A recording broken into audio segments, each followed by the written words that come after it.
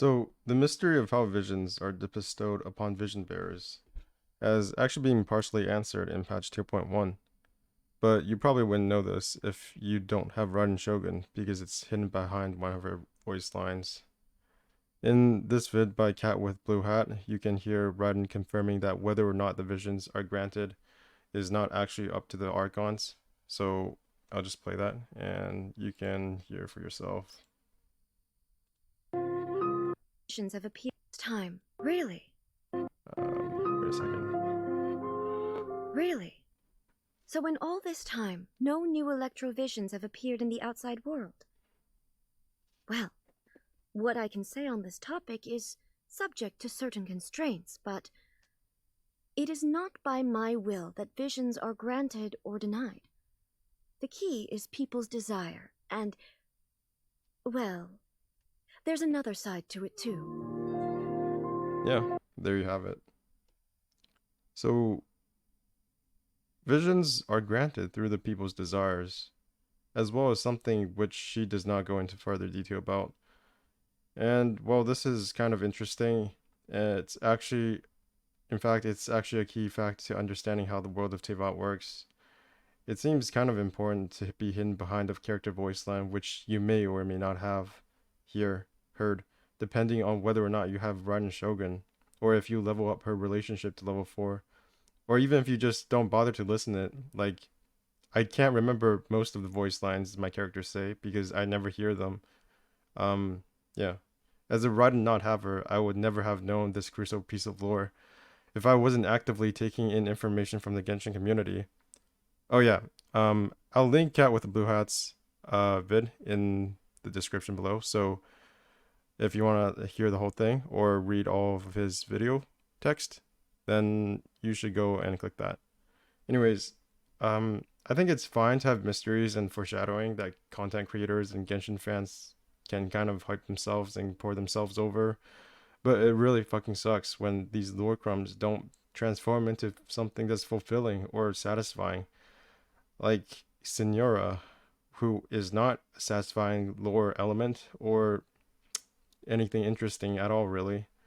You know how Signora Simps have written God knows how much speculation on her? Her backstory in the Pale Flame artifact set, saving their primos for the day when her banner finally arrives, only to have her behave like a C tier villain and get killed off like one. She didn't have anything important to say or contribute to the Genshin story, let's be honest. Unlike Child, her Liyue counterpart, we don't really have any meaningful interactions with her during the Archon Quests. We have no idea what her personality is beyond being a vain bitch and having big boobas.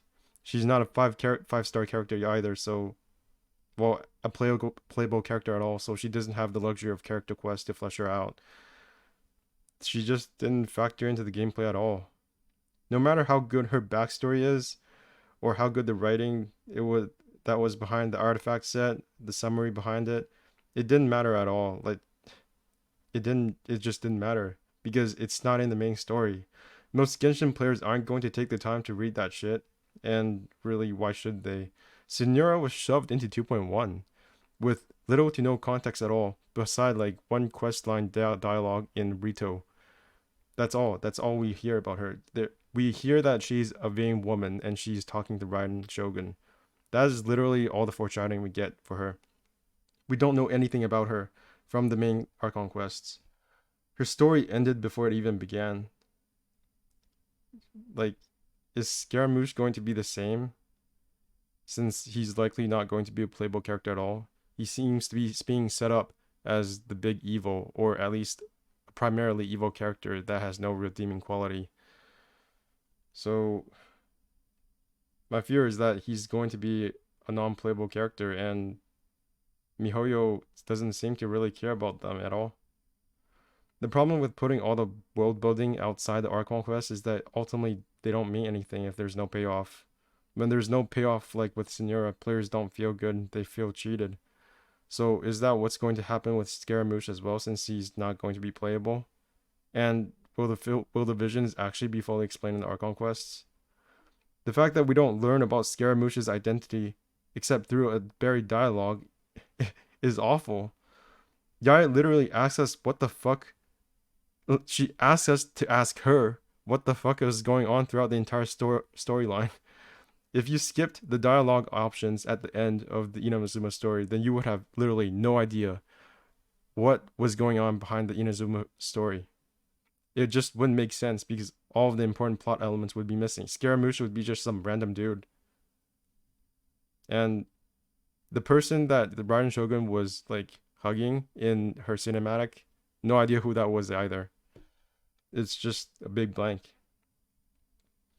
It's not wrong or bad to have world building and artifacts, voice lines, readable books, documents, that kind of stuff. You know, all the extra stuff you do besides doing the Archon Quests. In fact, Genshin Impact is probably one of the best examples of world building I've seen in recent memory. I don't remember being this invested in a game since, I don't know, since I was like 12 playing Pokemon because I was like a little kid and Pokemon was magical to me. That's how I kind of felt with Genshin Impact. But all of that really means nothing if the world building doesn't lead up to something that's satisfying, if there's no payoff. If the Archon quests don't do a proper job of explaining the story, then all of the stuff outside of it means nothing. The writing itself is great. I just want that reflected in the main story quest where the plot actually happens.